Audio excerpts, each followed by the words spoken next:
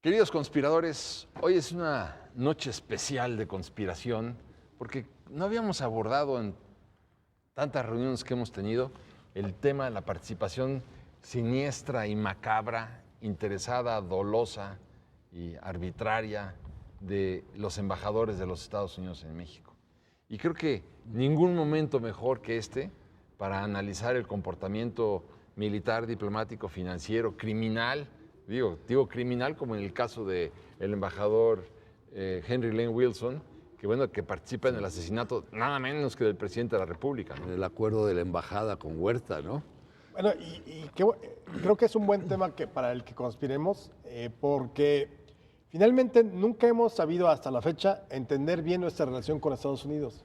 Entonces, igual como lo hemos visto en otras conspiraciones, responde muchas veces a la manera en cómo el presidente aborda el sexenio o le entra al sexenio, la manera en cómo también sostiene una relación bilateral con Estados Unidos. Yo creo que el día en que encontremos la fórmula de cómo tratar a los norteamericanos, sin nuestro síndrome de Juan Escutia y ese tipo de cosas, creo que México podría tener una relación distinta y mucho más próspera. Es muy difícil tener una relación con un depredador tan ambicioso y tan voraz como son los Estados Unidos, y con una política internacional tan congruente. No importa si gobiernan los demócratas, gobiernan los republicanos, su política exterior es de lo más sistemáticamente congruente que pueda uno encontrar. Bueno, pues, basta recordar el caso del secretario de Estado, uno de los más famosos, John Foster Dulles, cuando dijo: Estados Unidos tiene intereses, no tiene amigos. Por Sobre esa supuesto. base, a lo mejor, Entonces, vale la pena que empecemos a abordar. Pero yo creo que aquí sí no brindamos. Nos saludan Salud. a todos ustedes.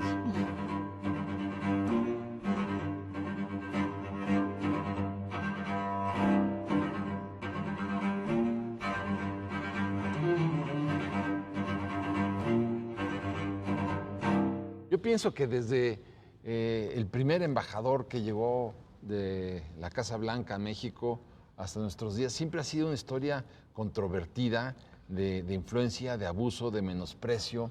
Y bueno, comienza con Joel Poinsett, el primer embajador, y bueno, hasta el penúltimo, este señor Pascual, que se va por haber cometido una serie de indiscreciones diplomáticas imperdonables en una figura Como el embajador, ¿verdad? como el representante de la Casa Blanca. Entonces, Pero fíjate que desde Joel R. Poinsett, cuya R puede traducirse como Rasputín, no por lo ras, sino por lo segundo, que influyó mucho en la política mexicana y que fue el que trajo a los masones yorquinos y los incrustó en nuestra política, y que se le reconoce más que nada por haber nombrado a las flores de Nochebuena que se le llama las poinsettas, ¿verdad? Ese es el peor agravio. Ese es el peor agravio que nos ha hecho. Desde entonces hemos tenido problemas muy graves, ¿no? bueno, pero hay que ver también a qué viene Joel Poinsett. Joel Poinsett ya había venido a México antes de su nombramiento como diplomático, precisamente para evaluar las posibilidades de que Estados Unidos comprara Texas y parte de Nuevo México. Entonces venía ya con un objetivo específicamente comercial. Pero además es el tipo de personaje norteamericano soberbio que siempre miró con menosprecio, desde luego, lo que era la cultura, pues mestiza ya, o hispánica si quieres, o prehispánica incluso, de lo que era entonces Nueva España, porque él, bueno, viene ya después de la consumación, pero como bien dices, viene ya con un ánimo total y absolutamente de, ustedes son unos ignorantes, Sí, unos mexicanos que no salvajes. sirven para nada, salvajes, retrógradas, sucios, cerdos. Es decir, Ignorantes, inútiles. bueno, en sus memorias tiene dos frases que a mí me llamaron mucho la atención cuando las leí. Una es que él nunca se casaría con una mujer mexicana porque Porque era fumaban. Putin. Y porque fumaban, decía eso. Y dice que prefería caer en manos de unos bandoleros a meterse en manos de un médico cirujano mexicano. O sea, era un Fíjate que- desprecio. y qué Si tú lees sus ignorante, memorias, ves racial. racial y habla de los léperos. Y no concede nada a México. En sus memorias habla mucho de la ciudad y de cómo está distribuida la gente y cómo se organiza socialmente. Siempre todo es, bueno, son patios grandes aquí en México, pero nunca como los de Estados Unidos, porque en Washington. O sea, verdaderamente Nunca detestable. leyó la obra de Humboldt, ¿verdad? Nunca se enteró Claro. de lo que Humboldt había dicho de México. Y además republicano hasta las cachas. Sí. Entonces, llega a un imperio mexicano, una monarquía que le resulta totalmente incomprensible cuando él venía de varias misiones en Sudamérica, pues obviamente se comporta de una manera, de una patanería y una altanería terrible, que eso es lo de menos. Bueno, no perdamos de vista que Joel Poinsett viene a México con la idea de adquirir Texas. Viene con $5 millones en la cartera para corromper a corromper quien fuera a quien necesario, fuera ¿no? necesario, porque ya viene con esa idea, ¿no? Sí. Y claro, sabe que los mexicanos o buena parte del gobierno puede ser obsecuente con él. No, tampoco debemos olvidar, ¿no? Aquella invitación que le hace el propio Vicente Guerrero a Joel Poinsett para que se convirtiera en el próximo emperador de México. Es decir, es una carta vergonzosa que le Sí. manda a Vicente Guerrero a Joel Poinsett. Y además, Sí, por eso Vicente Guerrero tiene la posición de presidente de la logia yorquina en contra de la logia escocesa, en donde estaban Victoria y Manuel Gómez Pedraza y otros, imaginemos Ramos Arizpe, ¿no? un líder así de la independencia de México. En ese momento no era presidente todavía. Que Era le muy ofrece, manipulable, pues sí, pues no, muy pero que le vulnerable. ofrece que se convierta en emperador al embajador del imperio. Bueno, sí era muy agresivo. Claro, pero yo creo que ahí lo que estamos viendo es exactamente esa agresividad que mencionabas al principio, Eugenio, de los Estados Unidos. O sea, es la representación clara de esa agresividad. Sí. Porque no solamente se limita a este tipo de cosas que simplemente por decirlas, imagínate que hoy llegara el embajador norteamericano a decirle al nuevo presidente, oiga, pues véndame la Baja California, pues en ese momento lo declaras persona non grata, te me vas y pides que lo retire tú. Pero aquí en México ninguno de los presidentes se ha atrevido a eso. Nunca hemos visto. jamás. No, Han tenido muy pocos pantalones para decir, a ver, quiero que retiren a ese embajador, o lo retiran después de que ya hicieron desaguisados. Poinsett estuvo en México como embajador cerca de 8 o 10 años. Sí.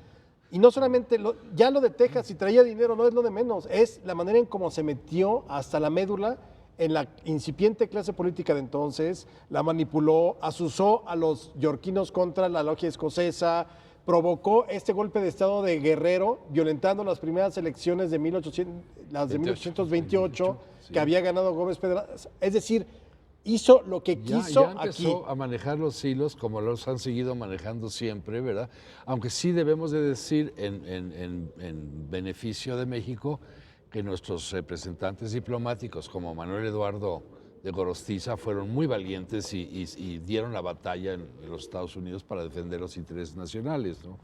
Pero aquí era conveniente decirle al señor, hasta aquí. Y ¿no? ya, y se acabó. Lo declara usted persona non grata, pero ni siquiera en el caso de cuando el embajador Fulton Freeman, ya entrando en el siglo XX, el presidente Díaz Ordaz descubre cómo la CIA había hecho toda una conjura en el movimiento del 68 para derrocarlo a él mismo, y ni siquiera en esa coyuntura toma la decisión de decirle a Fulton Freeman, usted lo declara persona non grata. ¿Por qué? ¿Por qué tienen esta preocupación los presidentes mexicanos?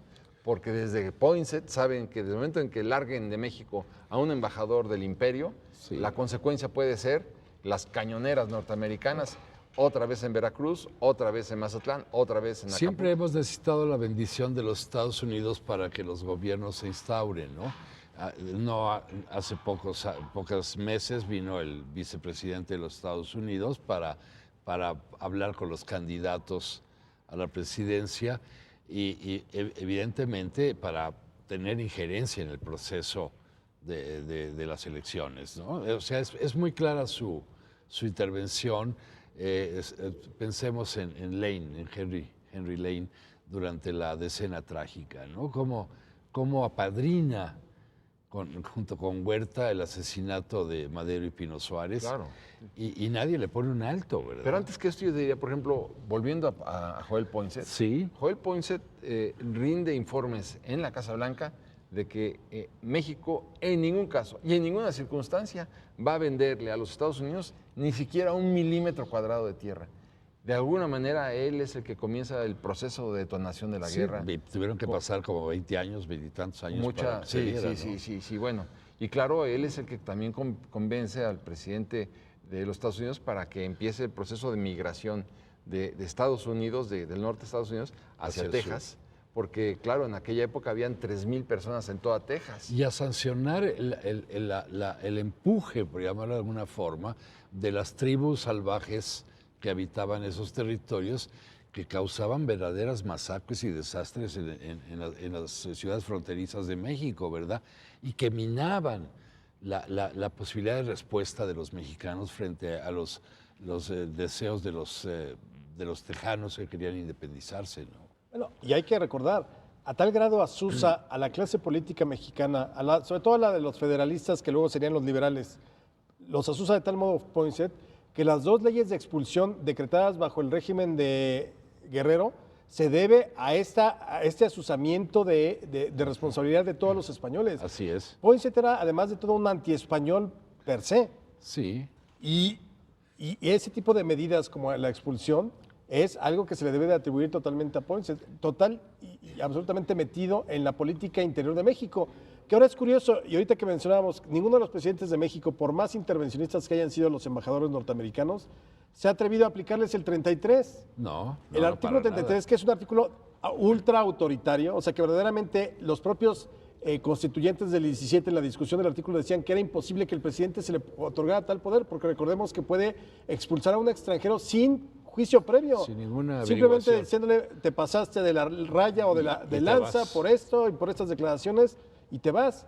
Y sin embargo, a ninguno de los embajadores jamás se les ha aplicado. Obviamente es un artículo de 1917, pero antes tampoco hubo la intención de retirar a nadie. Bueno, Madero fue muy tibio al decir, oiga, le decía Woodrow Wilson, queremos un nuevo embajador, pero nunca así con determinación y decir, a ver, este señor está interviniendo en esto, lléveselo. Pero Madero sabía de la Pero por conjura. supuesto que Bueno, lo y sin embargo, sabía. él podía haber hecho todo. Bueno, claro, era cuestión de negociar con el presidente Taft, que Taft tampoco quería saber nada de Madero, ¿no? Así es. Entonces, que decirle al señor Taft, llévese a este embajador de aquí, porque estaba conjurando abiertamente ya en contra del gobierno mexicano. Sí, su política es de apoderamiento y de hecho desde la doctrina Monroe, ¿verdad? Ellos han pretendido quedarse con todo el continente, no nada más con México. Bueno, pero por Y ejemplo, de hecho lo tienen sojuzgado, ¿no? el embajador Trist, el embajador Nicolás Trist, que fue un embajador notable que sí estuvo a favor de México en algún momento, como también lo estuvo el propio Josephus Daniels Sí, cuando también. fue embajador con Cárdenas. Bueno, Nicolás Trist es de los que logran que se detenga de alguna manera todo el proceso de anexión de México hacia Sí. los Estados Unidos en 1848. Y además Cuando- consigue el pago de $15 millones de la época como una especie de recompensa, ¿no? Sí, Un tratado que se llama Tratado de Límites y Amistad. Cuando te acaban de invadir el territorio, Y te lo acaban de ocuparon más de 2 años y te quitan la mitad. y te ponen una pistola en la cabeza y le pones, pero además comienza todavía peor porque dice, en el nombre de Dios Todopoderoso. O sea, en el nombre de Dios Todopoderoso Claro. se firma este tratado de amistad. Es que debemos recordar que el gobierno de los Estados Unidos está sancionado por Dios omnipresente, por ese señor barboncito que anda por allá arriba. Ahora, más que hablar de qué buena onda de repente nos tocaron Trist, por ejemplo, o Daniels, O Daniels, sí. yo creo que responde también a lo que es la política exterior norteamericana, es muy pragmática. Entonces, Sí. recordemos simplemente el caso de Robert McLean, que es este enviado plenipotenciario de Estados Unidos que mandan durante la Guerra de Reforma a México para ver con quién de los dos pueden firmar un tratado que es muy oneroso. Hoy ese tratado lo conocemos como el McLean-Ocampo, Sí. y que es básicamente el que permitía el paso a perpetuidad por el istmo de Tehuantepec a las tropas norteamericanas. Ahí me gustaría, en este tratado de McLean Ocampo, que hiciéramos un breve brindis por Juárez y Hagámoslo. por Benito Juárez, pero también para escarbar más en el talento político de Melchor Ocampo, Claro que sí. en el talento diplomático.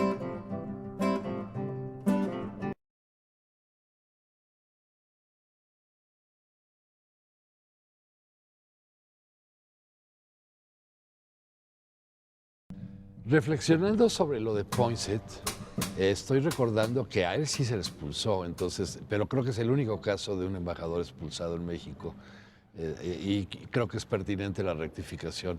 Sí, que bueno, por lo menos después de muchos años lo largaron. Y, Sí. y además, Lucas Alamán, que fue este famoso también ministro de distintos gobiernos conservadores y el padre del conservadurismo, y extraordinario intelectual y escritor que me parece, e historiador, fue uno de los artífices porque él llevaba la política exterior de México y le traía también ya ojerizas sobre Poinsett después de todo lo que había intervenido.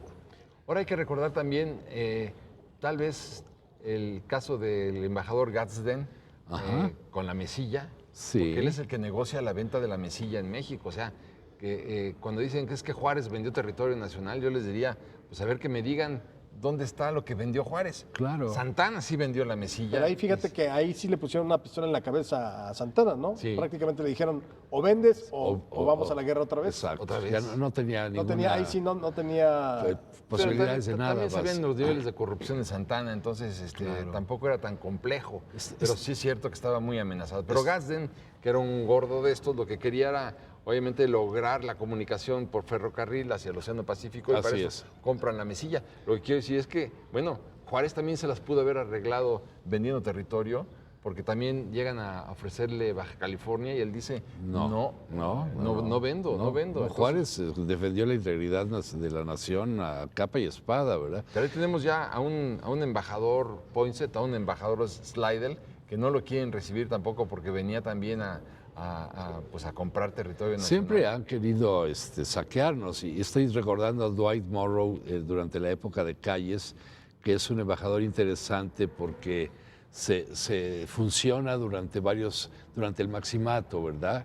Y entonces va a ser de gran influencia y Calles se siente muy confortado con su presencia porque le garantiza la sanción del gobierno de los Estados Unidos. Pero tú me mencionabas algo de la política de... bueno, le llamaban la política de los Ham Annex. Que los Ham Annex. Porque todo lo resolvían en desayunos, muchas veces en Cuernavaca, donde estaba Morrow. Morrow, sí. Y entonces era la manera en cómo se le invitaba a desayunar. Y es Morrow finalmente el que logra la conciliación, se pone como mediador entre el Estado mexicano con Calles y la Iglesia Católica. Así es. Así es, Y para llegan acabar con la al guerra acuerdo. cristera. Y ahora, fíjate, lo que para unos pudo haber sido maravilloso y que es reconocido Morrow porque logra acabar con el conflicto cristero, para otros como Vasconcelos fue el peor intervencionista después de Poinsett, y así lo dice el propio Vasconcelos, en la campaña de 1929 apoyando a Abelardo, Nopalito, a Ortiz Rubio. a Pascual sí. Ortiz Rubio. Y por eso le pone al tomo 4 de sus memorias, o al Sí. volumen 4 le pone el proconsulato. Y el procónsul era Morrow. Sí. Bueno, Y- sí, no olvidemos que hoy en día en Cuernavaca hay una calle que se llama Dwight Morrow. Sí. O sea, todavía Se le guarda Su gratitud. política, exacto, de Hamanex, que era huevos Claro. con jamón, ¿no? Sí. hasta la fecha. Bueno, también es también importante recordar cómo el embajador Morrow viene a sustituir al embajador Sheffield. Así es. Al embajador Sheffield porque llegó un momento en 1927 en que iban a invadir México a través del presidente Coolidge. Pues, faltaban ya momentos insignificantes y se descubre todo el plan. todo el complot, digamos. Toda la conjura, todo el complot para desembarcar las tropas norteamericanas en México en 1927. Sí. Lo descubre el presidente Calles en Sí, aquel en ese momento. Sí, a través de Luis N. Morones, porque Luis N. Morones era el que manejaba pues, todos los prostíbulos del país Claro. y conocía en detalle pues, a muchas mujeres. Sabía que la esposa del embajador Sheffield era lesbiana, entonces Ajá. consigue una lesbiana muy guapa Para seducirla. para seducirla. Y sacarle la sopa. seducen y se roba los planos esta mujer. Y entonces el presidente de los Estados Unidos se enloquece de la furia porque se descubre su plan. A Sheffield le dicen que lo corrompió el gobierno mexicano y se hace un escándalo tremendo porque Sheffield mismo no entendía ¿Qué había pasado? qué había pasado y de dónde habían salido los planos, que le dice el presidente Calles a Coolidge, le dice, si usted da un paso más en materia de intervención, voy a la Sociedad de Naciones a denunciarlo, pero además voy a expedir todos los documentos para que se sepa esto. Fíjate, los planos habían salido del mismo Coolidge. Pues sí, No, de ahí salieron. de ahí salieron. De ahí salieron los... Pero es importante ver hasta qué estrategias puedes echar mano Claro. para contratar a lesbianas muy guapas para, Pero que, por supuesto. para que enamoren a la esposa del Qué embajador. bueno, finalmente la diplomacia es mucho de eso. Es, Sí, claro. o sea, Sí. no es nada más esta cuestión que uno ve que parecería como de película de James Bond, todo el protocolo. Sí, hay mucho de eso, pero son chismes de gran Claro, altura, ¿no? Hay matajaris siempre Sí, claro. que Ahora- intervienen en esto, ¿no? Calles había empujado mucho desde el 25 con la ley del petróleo Sí. a que nos invadieran. Obviamente Calles tenía razón porque quería poner, o sea, que entrara en vigor bien el artículo 27 con su ley reglamentaria para hacernos del petróleo que era Claro, nuestro. Pero nadie se había atrevido a hacerlo.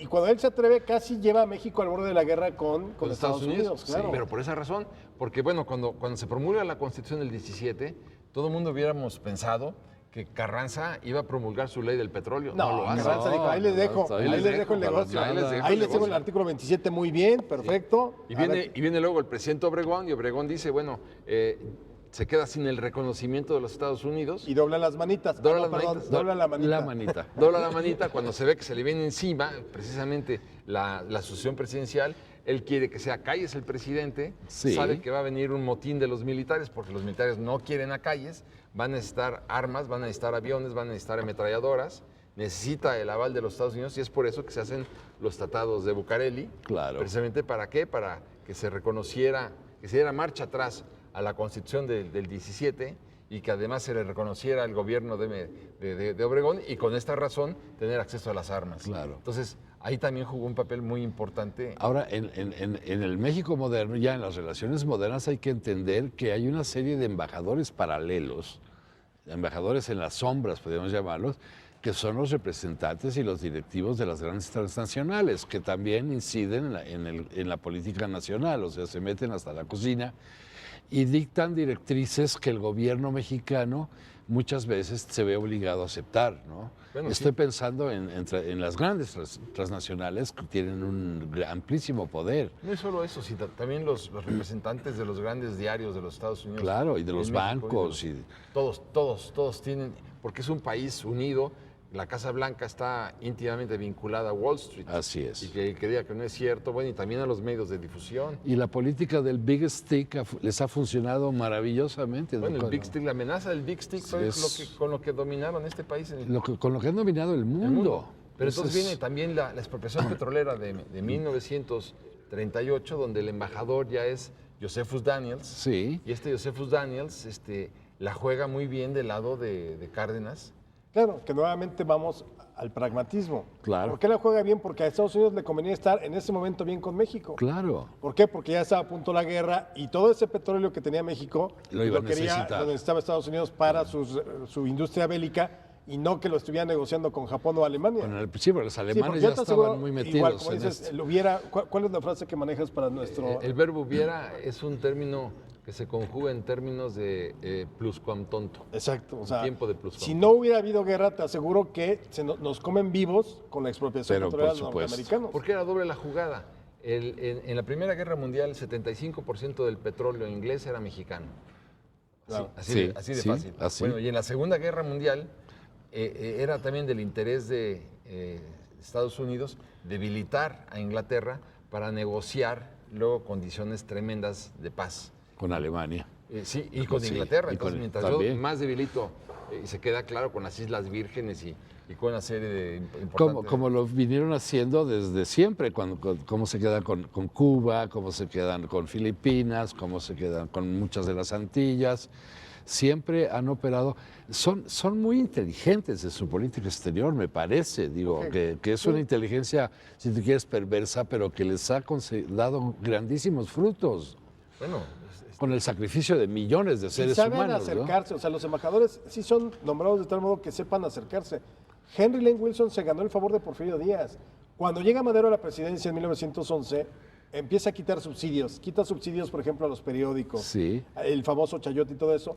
Y en las libretas donde vienen todas las cuentas, digamos, debajo del agua para comprar a la prensa y demás, hay una iguala que Porfirio Díaz le pasaba a Henry Lane Wilson Sí. para, digamos, para sus gastos aquí, que no se la pasara mal. y que quería luego Wilson que se la Que siguiera la sigue- pagando. y Madero se la quitó, le digo, Madero. pero ¿por qué te voy a pagar yo si tú eres el embajador? Claro. Y luego cuando Sara le está llorando a Henry Lane Wilson de que por favor le ayude, no, su esposo tiene la culpa porque no quiso escuchar mi consejo. Sí, eso es Cuando de todavía estaba una... vivo. Cuando todavía estaba vivo. Pudo haberle salvado la vida si se le hubiera Claro, dado la gana, Sí, ¿no? sí, sí. Él podía haber precipitado muy bien el salvoconducto. Claro. Pero no, lo que quería era que lo mataran.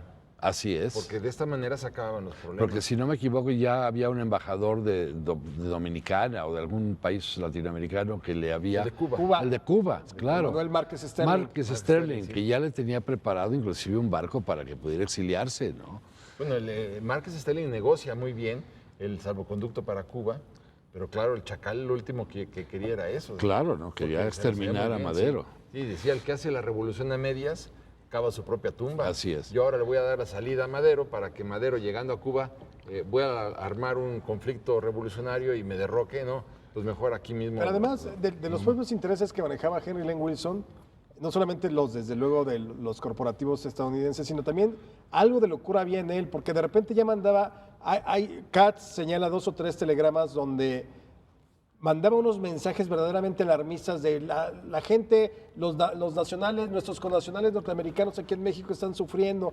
Entonces se cuenta que en alguna ocasión mandan de California un barco a la Baja California para rescatar a los ciudadanos norteamericanos. Y era falso. O sea, Entonces, fomentaba la paranoia y lo que aprovecharon los ciudadanos norteamericanos fue, podemos regresarnos, se regresaban sin pagar pasaje. Exacto. sí. Pero había una paranoia terrible de que había sembrado Henry Lane Wilson y se había comprometido además con Huerta de encargarse de otorgar o de conseguir el reconocimiento de gobierno una vez que Huerta llegara a la presidencia, lo cual ya no sé. A lo mejor vale la pena recordar, por terminar, porque el tiempo se nos viene encima, es la última visita del presidente, o de la penúltima visita del presidente Calderón a Washington, Ajá. cuando antes de reunirse con el presidente Obama, hizo una declaración ante la prensa diciendo que ya no se resistía a la presencia del embajador Carlos Pascual en México. Antes de entonces fue una declaración temeraria, pues yo creo que justificada, porque se dice en el argot diplomático que estaba enamorado de la hija de un alto funcionario del gobierno. Pero del partido de oposición. Del partido de la oposición, y toda la información que le daba Calderón al embajador, él se la daba al partido de la oposición a través de sus relaciones amorosas. Los susurros de las almohadas. Se la ganó el señor Carlos Pascual. Salud. Salud.